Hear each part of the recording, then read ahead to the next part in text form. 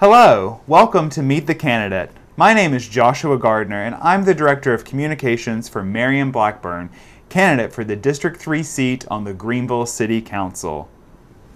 Marion, let's get started with a quick introduction. Can you tell us about yourself?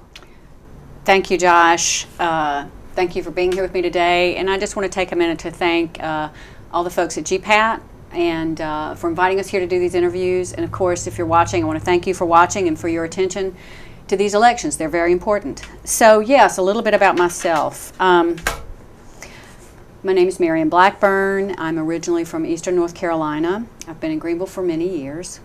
I attended UNC and ECU, so it's not a house divided. I attended UNC for my undergraduate degree, and which I got in French.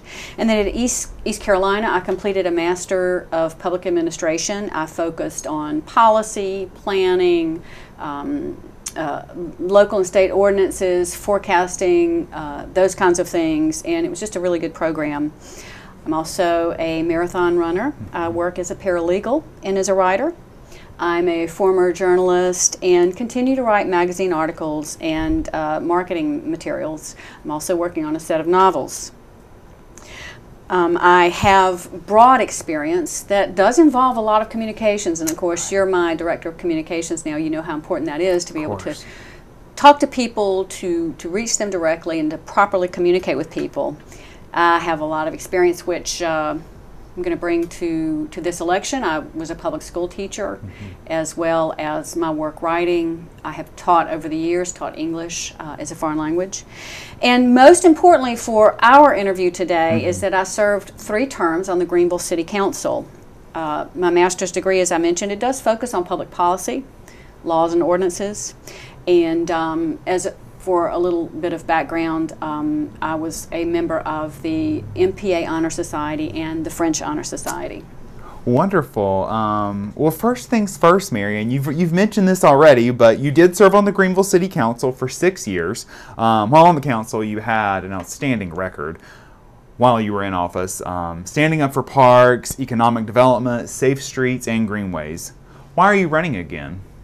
Josh, that's a great question, and I think it's a really good place for us to start. I really enjoyed my time on the Greenville City Council. I enjoyed serving the public, and I just want to emphasize that that's why I'm doing this again, because I believe our elected leaders should serve the public. I believe that their voices should be a part of our government. That's what democracy means. And I've become concerned. Even though I've not been on the council, I've stayed very much in touch, very attentive to what has been going on, and I have seen our city lose its way. I want to help us find our way again. What do I mean by our city has lost its way? Right. I feel that in too many cases, the decisions that have been made by our elected officials have been influenced or led by narrow special interests and not the public. As an example is the approval of commercial zoning on our town common. And I'm going to talk about this a little bit more, but that was truly the catalyst that brought me back into public life, was when I saw commercial development approved for our town common. Our town common is public space. It belongs to all of us. There should not be barriers to using the town common. There should be no cost to using the town common. It's very important that we keep it that way. I've also seen some planning decisions that I don't believe reflect the way we need for our city to grow. For instance, there's a reason that we have a long-term planning document called the Future Land Use Plan. It's because we want to put single-family homes, high-density apartments. We want a healthy mix because we need to make sure we have the infrastructure to serve our residential areas. We also put commercial, especially high-density commercial, in other areas from the most basic reasons that you don't want a McDonald's in your backyard. It belongs in a commercial area, but also the very practical reason that we don't have the infrastructure to serve heavy commercial in neighborhood areas. And I've seen some decisions that have neglected to take these very important planning principles and very important policy principles into account. I've seen some folks talk about building in wetlands. We have some projects that have been approved for very close to wetlands, and just in what seems to be sort of a careless disregard for the fact that Greenville is very low and is very prone to flooding, and that Sure. when we build in and near wetlands, we are putting people in danger. I guess more recently I've seen some talk of doing away with Five Points Plaza, building there, putting some kind of high density construction there. That to me is a nightmare consideration, because our 5 Points Plaza. Yeah, I mean, our 5 Points Plaza, Marion, that's the heart of our city. That's where so much happens there. It really is. So in so many ways, the heart of our city. I know you and I have attended Greenville Gives Yes. at the holidays. We love the Umbrella Market, and there's Free Boot Fridays. Not to mention just you know, the fact that it's a place where we all come together. It really is, as you say, very, very well, very descriptively, it's the heart of our city. So this gets back to why I'm seeking office. I am concerned about some of our precious shared spaces. I'm concerned about our infrastructure and planning. I'm concerned about where we are building and how careful we're making decisions about building. And I want to help us head in the right direction again. As elected officials, we need to listen to the people. That's job number one. That's why my theme is shared voices, shared vision. The people's voice must be restored to City Hall. People in our city, there are people who have suffered during the pandemic. There's people who have very fragile living circumstances.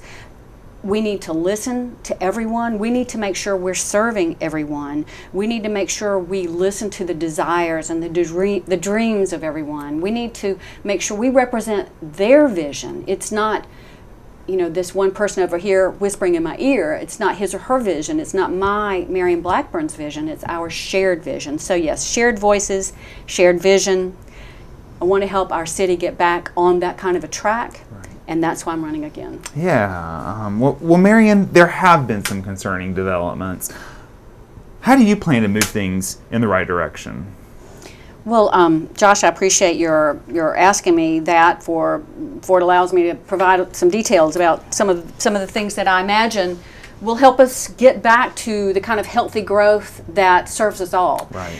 I put everything under the kind of the general description of economic development, because whenever we do good things for our city, we're serving ourselves, and we're also putting out a welcome mat for others. If we have a good quality of life, it benefits us, and it also says, you know, if I'm Amazon or Apple or some other big business, it says, this is a city that cares about its people. I want to move there. So economic development can serve as a kind of general description for a lot of different aspects. For instance, I'd like to get back to the land use plan. I am, as an MPA, I am a official policy wonk. Sure. I love policy, ordinances, planning, the way we make those decisions, the way we listen to stakeholders, and the way we decide what does our community need. What are people asking for? What do people need? How we make those decisions. So we need to make sure we look at that future land use plan. Make sure we're building in the places that can sustain that kind of building. Make sure that we are aiming for some of the other goals of our Horizons land use plan, such as having a walkable, bikeable city, having shared green spaces, having healthy, complete streets where you can walk and you can bike. So land use plan, the Horizons Comprehensive Land Use Plan. I want to get back to the town common. We mentioned that at the very beginning. Yes, yes. That is one of my favorite places in our city. Oh, mine too. And you know, for runners, for bike riders, you know, when I go running through there, I see people all the time. They've got their children in strollers, or maybe they're holding them because they can walk. Yeah. We've got the playground. Right. We now have the bathrooms there. This is a place that belongs to us all. That's right. And it's a place that you don't have to pay to use, and that is precious. So the town common is a very important place for our city. So what are we going to do to make it even better and to protect and preserve it? Rather than having commercial development in our town common, let's look at the entire area. I propose that we sort of designate it as Town Common Avenue, the Town Common Special District, First Street Avenue, which is a little repetitive, but to give this some kind of a moniker so that we it helps us to better appreciate it and maybe see it in a different light. So Town Common Avenue, what does that mean? It means we're going to protect and preserve our town common. It means that we're going to revisit this idea of commercial development. If we want to have commercial activities, whether it's a City of Greenville souvenir, whether it is ice cream, whether it is some kind of skateboard rental or inline skates. I do love to skate. Yeah. We have some kind of commercial activity, but we don't need a downtown commercial zoning there. Right. Downtown commercial zoning is for other things. So we need a specific park zoning. And let me just add that when we look at park-specific zoning, we can do that all over our city. If we want to do some kind of small-scale retail operations in other parks, we have parks-specific zoning that will cover those kinds of activities. So, Town Common Avenue. What's happening across the street from the Town Common? Let's look at those areas. I think that is a very underused part of our city, and it faces right onto our beautiful Town Common. Let's look at what's happening over there. Can we make better use of that space? Is there a way to have some kind of reorganization? There's a lot of parking lots over there, for instance, and is there a way we can use the parking lots in a way that is more attractive? Maybe another parking deck. I don't know. I don't have the solutions, but I do have a vision. Town Common Avenue. Let's look at small businesses. Let's look at small businesses. It's very important that we support small businesses because really small businesses are the heart and soul. Sure, of course they are, yeah. Of economic development. Look at how important they are to our community and the living that they provide to people as well as the dream people have. So what I propose is that we think about providing more support for small businesses. More support for our downtown, more support for our small businesses. I'm thinking something like a concierge service for small businesses. Okay. Someone comes to us with an idea, they don't want to connect all the dots. They may, but we need to help them. They've got an idea, they've got a vision. We need to have the resources for them. We need to help them connect the dots. We can connect them to the Chamber of Commerce, Pitt Community College, East Carolina University, all of our assets, and be their constant support throughout this process. We need to cultivate that creativity. We need to cultivate the artists, the dreamers, the small business entrepreneurs, and we need to help them along the way. What does that mean? It means you've got setbacks, you've got landscaping requirements, you've got permits you need, you've got fees, you've got certain kinds of businesses that can go in certain zonings. We need to make sure that if you've got a business idea, we're going to help you find the place for it, find the permits you need, help you find some funding, and then help you get set up and running. I think maybe in the past cities have been seen perhaps as adversarial because there's so much process, there's so much paperwork. We need to end that. We are your concierge. We're going to support you throughout the process.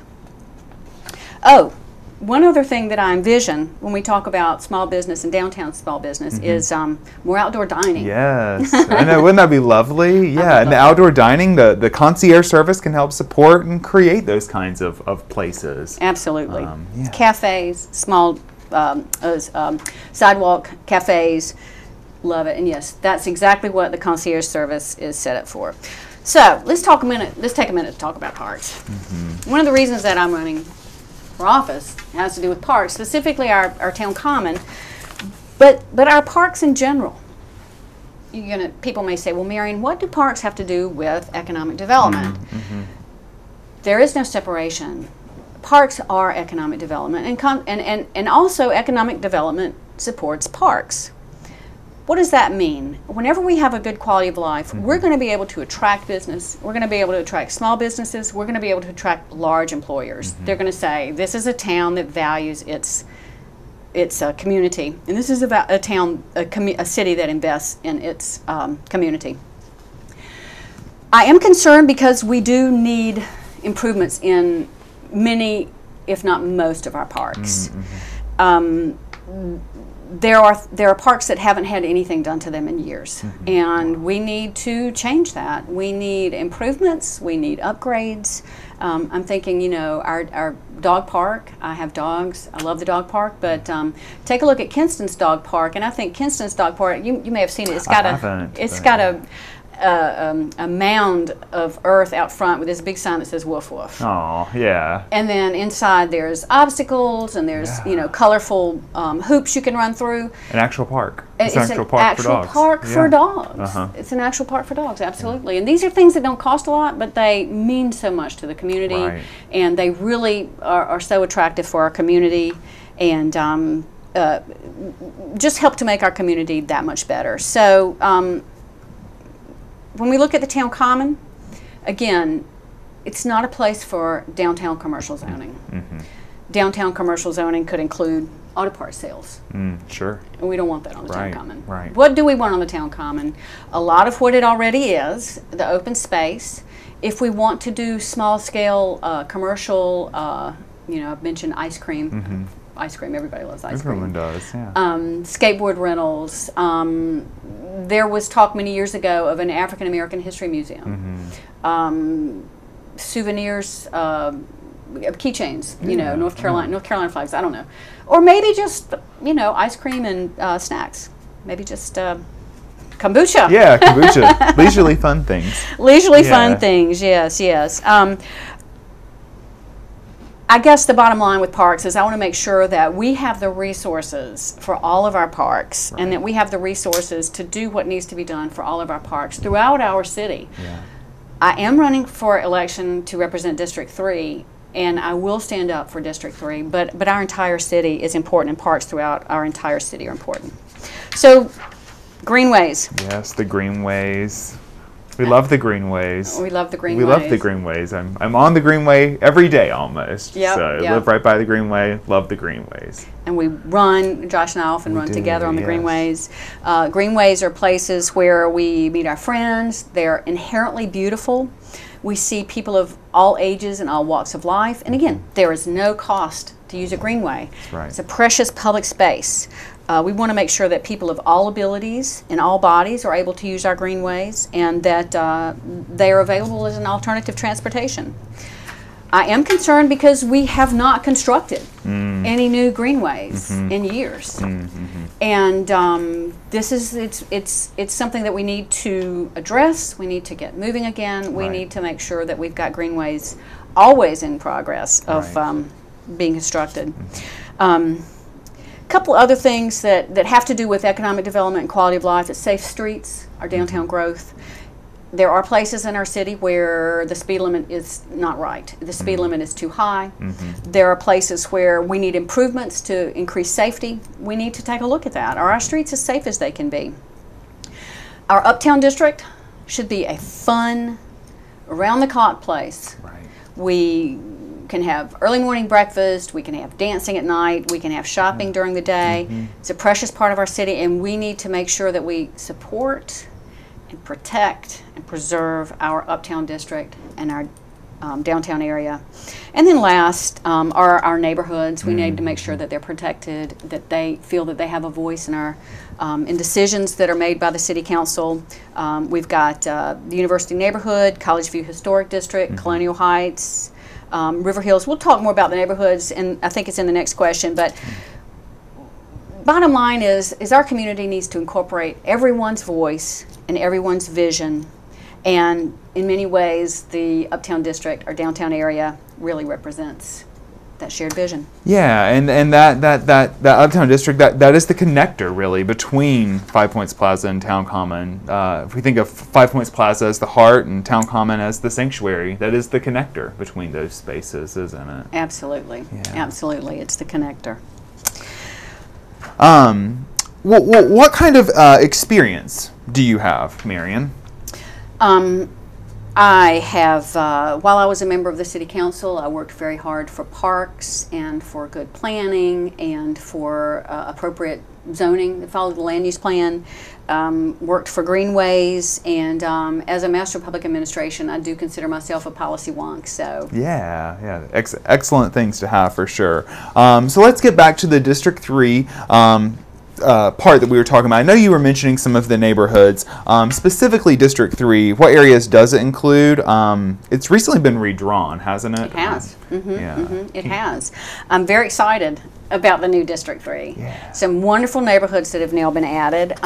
District 3 traditionally included the University neighborhood, College View. It basically started at the Town Common and went through the University neighborhood over to 10th Street with College Court, Cog Hill, Colonial Heights, Courthouse Square, River Hills. But now we are also welcoming in Stratford, Brook Green, Overlook, and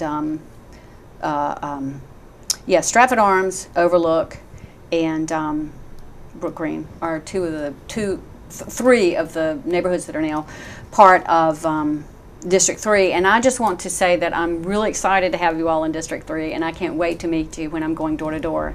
So yes, welcome to District 3. Wonderful. What all does your campaign have planned for the next few weeks then? So in the next few weeks, Election Day is May 17th. Okay. Early voting starts April 28th. So what I'm going to be doing is a lot of door-to-door. When I've campaigned in the past, really the foundation of my campaign has always been going door-to-door. So I'll be doing a lot of going door-to-door, and maybe you'll be going with me. Of course I will. Yes, of course I will. We've done lots of door-to-door for your campaigns, to get people registered for voting campaigns in the past. Yes, absolutely. So we'll be walking around. It won't be August though, so that'll be nice. The weather will be. It will be perfect. It will be perfect.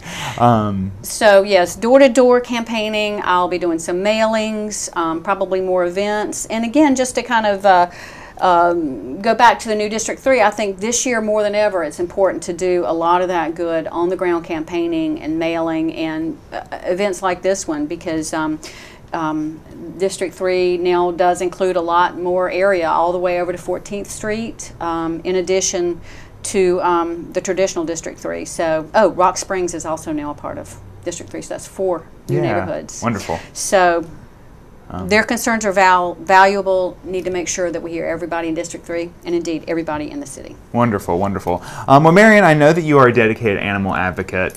You've been involved in animal rescue for many years. You have worked in other communities, and you've personally helped to spay and neuter many animals. You also have your own animal family, including Mr. Singh, the guinea pig. Is animal policy a part of your campaign? Yes, and thanks for asking about animals. I think probably if people in Greenville have seen anything from me in the last few years since I left the council, it has been related to animals. And yes, Mr. Singh is my guinea pig, and I call him the mayor. Yes, he's the mayor. But he is not running for election, but you can write him in if you want to. But no, Mr. Singh is the mayor because he's always calm. He keeps everybody in line. But yes, animal policy is definitely part of why I'm running for office, because I've been working already with the folks in Greenville Animal Protective Services. There's some good progressive policies we can adopt. There's some good directions we can move in. Have to do with everything from dog shelter, outdoor dog shelter, to tethering, to cats. Cats are very important because whatever you may think personally about cats, and of course I love them, there are, for some people, cats have become a problem when you have a lot of cats in an area that have not been managed. And what do I mean by managed? They have not been sterilized and they are continuing to reproduce. That's not good for the people living there, or maybe you're a landlord, you feel like you've got damage to your properties, but let's be honest, it's not good for the cats either, because at a certain point you're going to have inbreeding, you're going to have upper respiratory infections, the cats just get sick. What do we do? TNR, trap, neuter, release. I've done a lot of TNR in other communities, and it absolutely works. These are cats that are community cats. You put out a trap, you trap the cat, you take the cat to have him or her spayed or neutered, they get their rabies shot, and then you release them back. You keep them, let them heal after the surgery, and then you release them back. Typically with community cats, either there's a food source, a dumpster. Let's face it, where you've got dumpsters, you're going to have cats because they know where the food is. So there's a food source, or there's people, good-hearted people that are feeding them.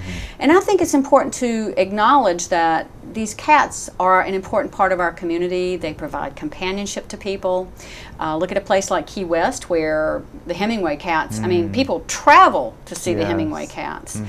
There's places where cats are a part of monasteries and libraries and businesses. Cat Cafe downtown, maybe. I know. Yes, I've seen a lot of those in Raleigh and other places too. It's lovely. So we can have cats be a good and healthy part of our community, but we need to have good TNR program in place. And about TNR, once you get in and start sterilizing cats and managing the population, you do stabilize the population. They do not overrun, and it doesn't attract cats. It stabilizes the population. And in fact, if you try to mass trap and haul all the cats away, other cats simply come in. So yes, TNR is a program that I want to see us get a better working TNR program, and perhaps some funding for it. And then really on the sort of non-business side of things, I really like the idea of a doghouse drive, where you bring your dog houses to the town common, we collect them, we distribute them in the community, leash drive, collar drive, cat food drive, cat house drive.